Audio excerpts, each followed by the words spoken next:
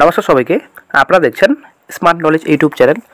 তো বন্ধুরা, রাজ্যে দমকল দপ্তরের ফায়ার অপারেটর ফায়ার অপারেটর নিয়োগের বিজ্ঞপ্তি খুব শীঘ্র প্রকাশিত হবে। তো 1000 শূন্যপদে বিজ্ঞপ্তি প্রকাশিত হবে, এমনটাই গুরুত্বপূর্ণ আপডেট পাওয়া যাচ্ছে। এবং ভূমি দপ্তরে ল্যান্ড ডিপার্টমেন্টে ডাটা এন্ট্রি অপারেটর পদে 400+ টোটাল শূন্যপদে বিজ্ঞপ্তি প্রকাশিত হবে। তো আজকে আমরা এই ভিডিওতে এই দুটি গুরুত্বপূর্ণ আপডেট নিয়ে আলোচনা করব। তো চ্যানেলে যদি নতুন দর্শক হয়ে থাকেন অবশ্যই চ্যানেলটিকে সাবস্ক্রাইব করে দেবেন, সঙ্গে অনুসরণ করে রাখবেন প্রতিনিয়ত যে কোনো সরকারি বেসরকারি সবার আগে চাকরির খবরাখবর আপডেট পাওয়ার জন্য।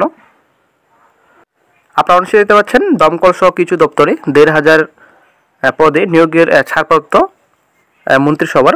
তো এটা আপনাদের আজকে বর্তমান পত্রিকায় প্রকাশিত হয়েছে, ঠিক আছে। তো ছাড়পত্র মিলেছে মন্ত্রিসভা বৈঠকে। তো তারপর চলে আসছি নেক্সটে। প্রায় 1500 পদে নিয়োগ করতে চলেছে রাজ্য সরকার।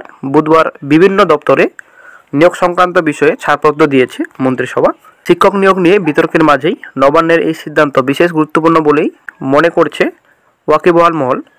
প্রশাসনিক সূত্রে খবর, এদিনের বৈঠকে দমকল দপ্তরের 1000 ফায়ার অপারেটর শূন্যপদ পূরণের সিদ্ধান্ত নিয়েছে। রাজ্যে দমকলের সংখ্যা বাড়ছে, ফলে এই নিয়োগ ভীষণভাবে গুরুত্বপূর্ণ বলেই জানাচ্ছেন রাজ্যের আধিকারিকরা। তারপর চলে আসছি নেক্সটে। এদিন মন্ত্রিসভা বৈঠকের পরে জলসম্পদ অনুসন্ধান দপ্তরের মন্ত্রী মানস ভূঁইয়া সাংবাদিকদের মুখোমুখি হয়ে জানিয়েছেন, ভূমি ও ভূমি সংস্কার দপ্তরের বিএলআরও সহ অন্যান্য জেলা অফিসগুলিতে 427 জন ডাটা এন্ট্রি অপারেটর পদে নিয়োগ করার বিষয়ে এদিন ছাড়পত্র দিয়েছে মন্ত্রিসভা। তারপর চলে আসছি আবার উত্তরবঙ্গ মেডিকেল কলেজের জন্যও একাধিক পদক্ষেপ নেওয়া হয়েছে। সেখানে প্রায় 26টি পদ সৃষ্টি করে নিয়োগ প্রক্রিয়া সম্পূর্ণ করা হবে। কলকাতা পৌরসভার অধীনে 9 জন সরকারি কর্মী নিয়োগ করা হবে বলেও তিনি জানিয়েছেন। এছাড়াও এবার থেকে আর ডোম শব্দটি ব্যবহার করা হবে না বলেও মন্ত্রিসভা বৈঠকে সিদ্ধান্ত নেওয়া হয়েছে বলেও মন্ত্রী জানিয়েছেন। এ বিষয়ে তিনি বলেন, মানবিক মুখ্যমন্ত্রী চান না যে ডোম শব্দটি আর ব্যবহার করা হোক, তাই তাদের সম্মান দিতেই এবার থেকে তাদের সৎকার কর্মী নামে ডাকা হবে। রাজ্যের পঞ্চায়েত কর্মীদের জন্যও এদিনের মন্ত্রিসভার বৈঠকে একটি গুরুত্বপূর্ণ সিদ্ধান্ত নেওয়া হয়েছে। পঞ্চায়েতের প্রায় 50,000 কর্মী এবং পেনশন প্রাপকরাও এবার থেকে রাজ্য সরকারের বাকি কর্মীদের মতো ওয়েস্ট বেঙ্গল হেলথ স্কিমের সুবিধা পাবেন। ফলে তারাও এবার থেকে 1.5 লক্ষ টাকার ক্যাশলেস চিকিৎসার সুবিধা পাবেন।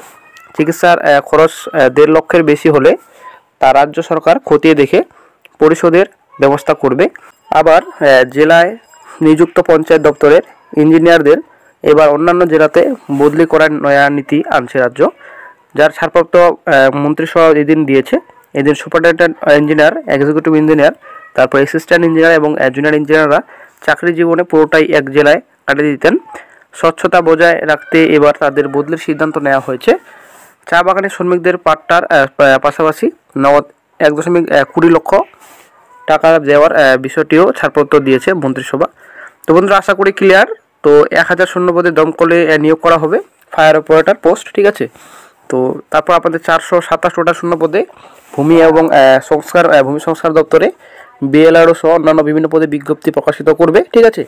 ডাটা এন্ট্রি অপারেটর 427 শূন্যপদে বিজ্ঞপ্তি প্রকাশিত করবে এবং এটা আপনাদের মন্ত্রিসভা বৈঠকে ছাড়পত্র দেওয়া হয়েছে।